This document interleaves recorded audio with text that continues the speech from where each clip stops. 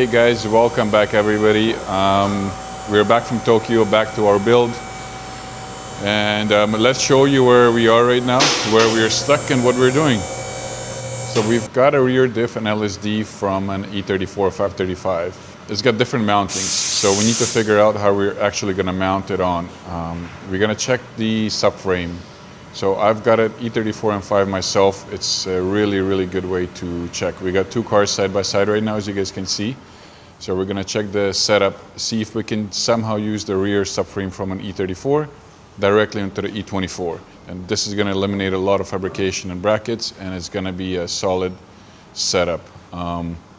At the moment, right now, both of them are 188 mil, the rear diffs. So worst case scenario, we can just swap the internals, but we wanna get the beefier diff on there from the E34 and call it a day for now. Just checking the width right now, comparing it E34 to the E24 that we've got.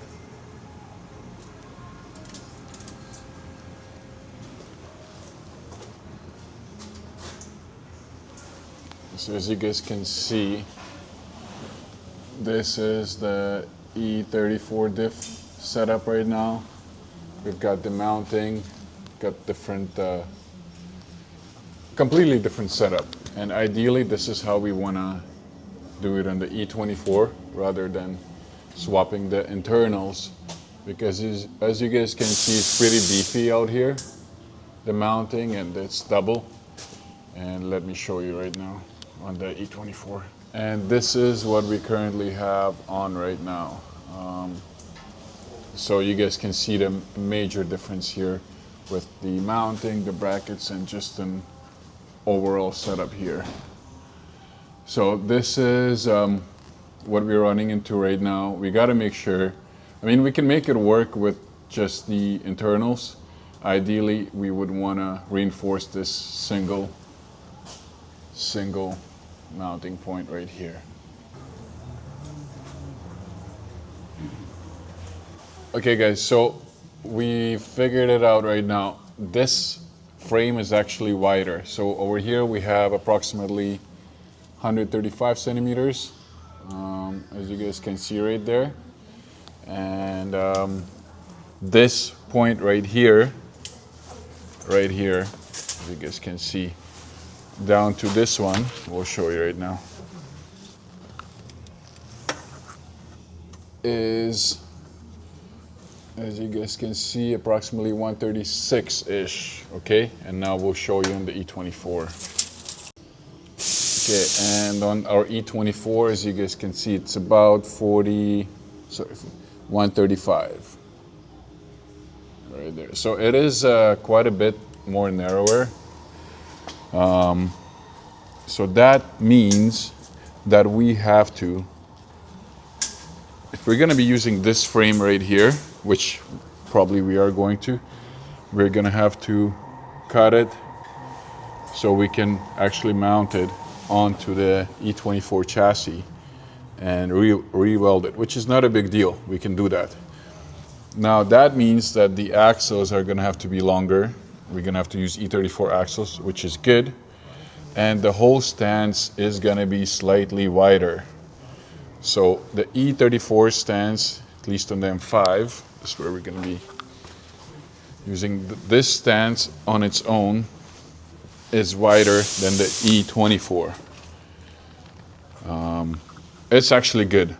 We wanted to go wider anyways, in case we want to do something crazy with the body later. Maybe wide body, I don't know. But, so as you guys can see, we are leaning towards a conversion for an E34 rear setup. So that means we're also going to be using rear control arms from the E34. Basically, complete conversion. I love the way the E34s handle, by the way. If you guys have never driven one, it doesn't have to be even the M5. They're incredible. One of the best, in my opinion, when it comes to handling are the older ones. So super excited about this. think we're gonna start looking for a frame right now and start modifying our rear end. So somebody asked me what we did with the subframe. I'll tell you guys. Right there, as you guys can see, that's a solid piece, the original one. We had to cut that out, and we left the bottom and just cut the bottom for the drain plug. We're gonna clean it up later, but now because we cut that, we had to reinforce it in the front so we don't lose that sturdiness. So we actually had to reinforce it and welded another piece here, as you guys can see. So later on that's gonna get reinforced even more so we can have a solid structure. But yeah, that got chopped out, and as you guys can see, it's tight, but it's working out really good. So that's what we did with the subframe here. So our major speed bump still remains the steering. We had a fabricator come in. It's a little bit of a brain work there, very tight, and we made it right now just from what we had here. Ideally, we would love the same setup if we can leave this the way it is and just reinforce it. If somebody can fabricate it with better products, like better material, this would be ideal to keep it. Because if we can make this work, and if somebody's watching and can actually give us a hint, if somebody's done something similar or has an idea, just comment or message me. Once we figure this out, guys, we're gonna be very close to finishing up certain portions before starting on our brake upgrade, and the chassis, suspension, struts, and all this. So we are taking it step by step. I forgot to mention we had a major issue with the fuel tank. We discovered the fuel tank actually started to develop rust. So now we got to modify fuel tank because we are going to convert it at this point. If we need a new tank, we might as well convert it. And I'll tell you guys about that right now. Well, there is our fuel tank.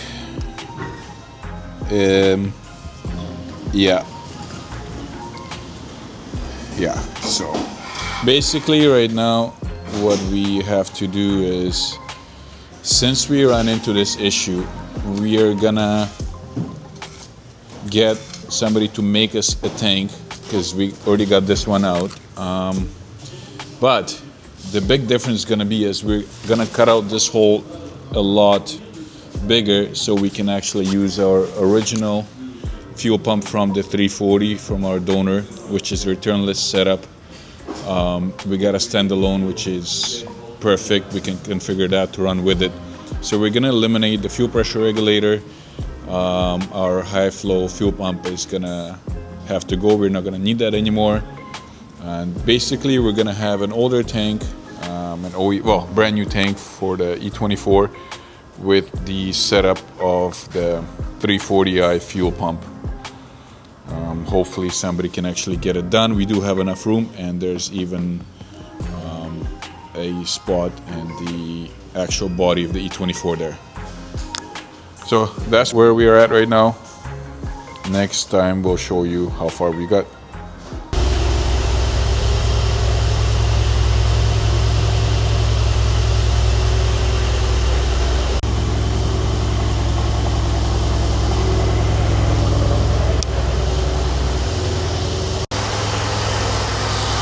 This is what we do on a daily basis, guys. So the build is actually our project. That's why it's taking a little bit longer, but it'll get there. It'll get there. We still got to keep up with our customers that need their cars taken care of. Since I came back from TAS, came to the shop, and my boys had one Audi, and actually I got to show you what that is. Looks like JDM is following me everywhere after I came back. Okay, so this thing came in for an inspection, and it does need some work. And look at this. It's a right-hand drive S4. What are the odds? What are the odds as soon as I came back? Look at this thing.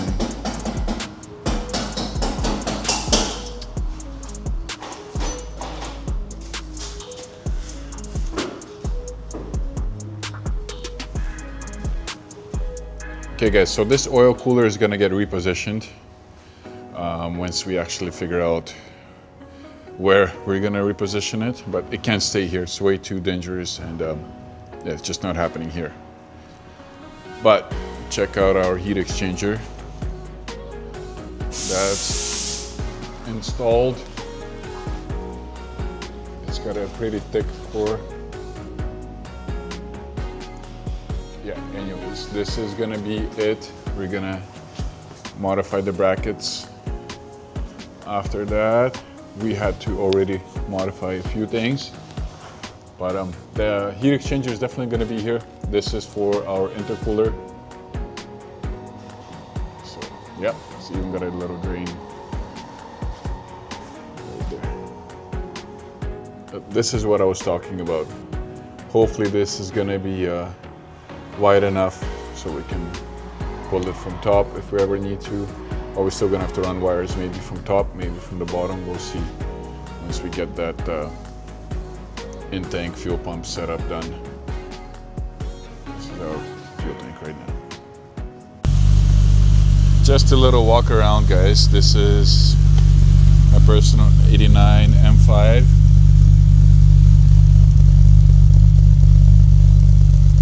It's actually 88 and a half.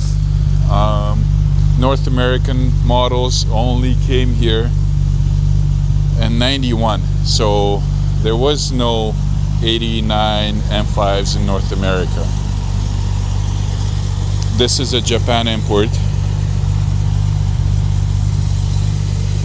It's in a very clean shape. I did a lot of work on it to not restore it, it was already clean, but just to make it even better, even cleaner. Details like replaced all the door seals because they always crack on the E34s. Super common issue. It's got the Imperials wrapped in Pirellis. Collector plated as it should be. I did convert the suspension. It had the hydraulic in the back. It was leaking, so I decided to take it out. I didn't throw it, I left all the lines, but I just put H&Rs there. It sits a little lower. That's probably the only thing that's not original here. But I love the stance. The drive is just amazing here, guys. Now, here's the trick. This is one of the few models that's got the rear bucket seats. All the North American ones are 3-seater in the back. This is a 2-seater in the back. It's got the rear shade. It's just beautiful. I love it. I love it. I drove it quite a bit, and time that I had it, I got it at 111,700 kilometers.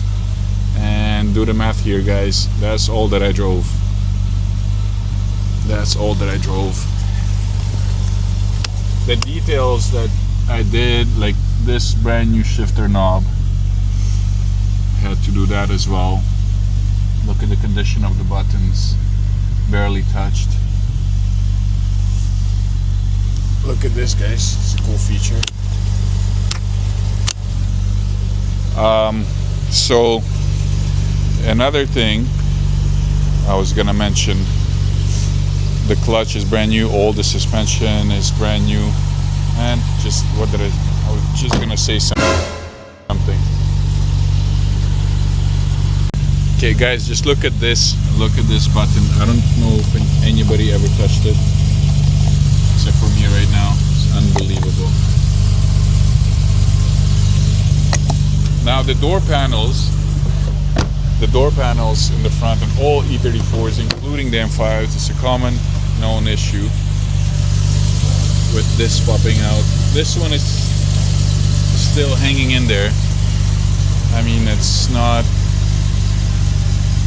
perfect, but it's hanging in there. Let me know what you guys think. I can do a full walk around, a full drive video as soon as it gets sunny here. We should have some good weather coming up soon. If you guys want to see a full review and a little more info about the car, let me know. Comment down below. Thanks for watching this episode. Hope you guys enjoyed it. Let me know what you guys liked about this episode, what else you guys want to see. And again, thanks for watching. See you next time.